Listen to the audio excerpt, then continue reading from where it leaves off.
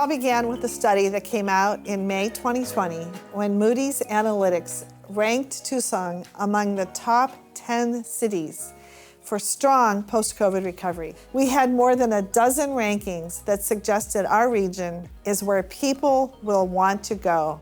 They did the research and they built a plan that we think gives us a number of action items that when we address them can bring all the great rankings to fruition. And the Pivot Playbook is going to help us do just that. What we started doing from the beginning is we were taking advantage of a lot of things that businesses were starting to do themselves. So what we tried to do is help coalesce that by taking and identifying with this group of business leaders, what are the focus areas that we needed to take out and consider in making this plan a success. So we came up with 5 different areas of focus. If we're proficient recruiting companies, it means the entire business community is competitive with other markets. The first thing we're really looking at is our economic blueprint that was designed 15 years ago that has targeted industries, which has driven this region's economic development efforts for a long time. Well, we've got to take a step back, make sure that those industries are still valid. Have they changed? A couple things we got to look at. We have got to address our infrastructure. And this is an issue that's very important, specifically our roads. And I know people have thought I'm a broken record with this, but we have got to get our existing road infrastructure repaired. The roads are in tough shape. These logistics companies, they need healthy roads to move product and people. We have an absolute shortage of buildings 100,000 square foot and above. So we've got to encourage the greater development community in the nation to invest in Tucson right now to build spec buildings. We've got to adjust how we approach incentives. You know, we've been operating on a really old model for about 40 years of dealing with incentives for primary companies. Well, we've got to take into account going forward the remote worker, the technical worker. You know, we've got the plan to let us strike smart, but we also got to strike fast. We really need to promote our attributes. So that is number one. The wide open spaces, the stability, the safety, the sense of community, all really important. Number 2 for us is really getting our message out.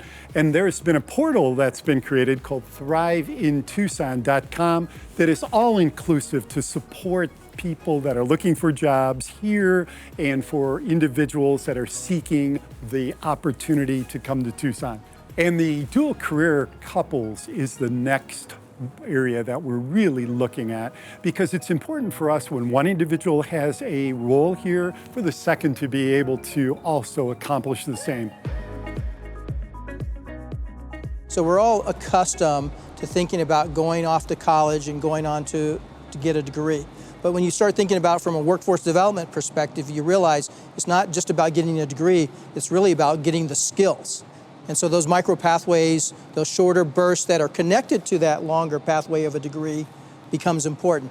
Also, we have to do more with our K-12 partners and really help to strengthen and expand the availability of career technical education, especially in the high schools, and also investing in more early college models. We're also at PIMA been focused a lot on work-based learning.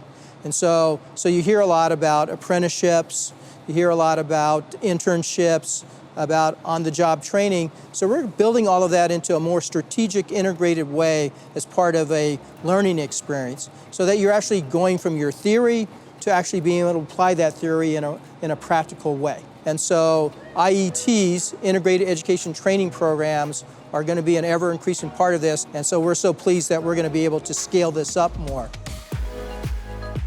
Infrastructure is a very important part of this process.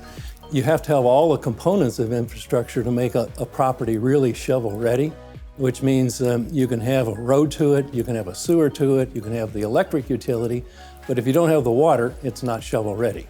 Our recommendations are to basically have a very good inventory of all the classes of shovel-ready that we've identified, such that we have an array of options for new companies or expanding companies to choose from. Once we've done that, we need to determine if there are any gaps that would prohibit any one of those classes from being utilized.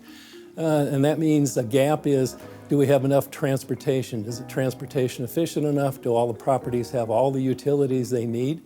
And once we've then identified the gaps, we need to talk about how do we invest as a community to close those gaps.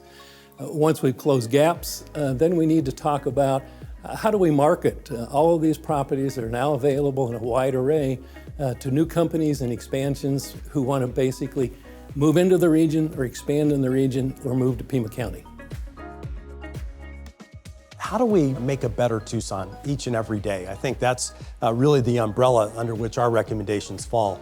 So when we look at reopening businesses, part of this is these businesses are going to need help. And I think the city of Tucson and Pima County have done a great job availing themselves of federal dollars. And just now we need to make sure as these companies try to reopen, we need to look at how to get employees to come back. And we're going to work, I think, as a community to really start to address those issues. The land borders that we have here in the U.S. with both Mexico and Canada, we need to get those land borders reopened. You've still been able to fly back and forth, between the countries, but we need to support Tucson International Airport. We need to take these flights here locally. And I think other aspects as well, it's trying to invest more in tourism and travel marketing. And I think also downtown. Downtown's going to be critical. We need to find a way to get these businesses reopened. We have to get festivals and events restarted. We need to make sure that our local sports franchises, they're well supported as well. So we have our work cut out for us, but we now have a plan. And we're just really eager to execute that plan. We're going to work together to do that as a community and as a region, and I think great days are ahead for Tucson. This plan is big, it's bold, and it's achievable. What excites me the most is that we're near the end of this pandemic and we're going back to business in Pima County. This plan gets back to the fundamentals, and the fundamentals are making things and fixing things, and that's what really excites me. I am so excited about the resources available for talent in our region. This plan gives us the perfect recipe to become an economic juggernaut. Here we go. So what excites me the most about this plan is the collaboration that's taking place. Sun Corridor has brought all of us together in terms of the business community and government to take a look at these different issues and just to ensure that we have a cohesive plan where we're all working together to bring Tucson back bigger and better than ever.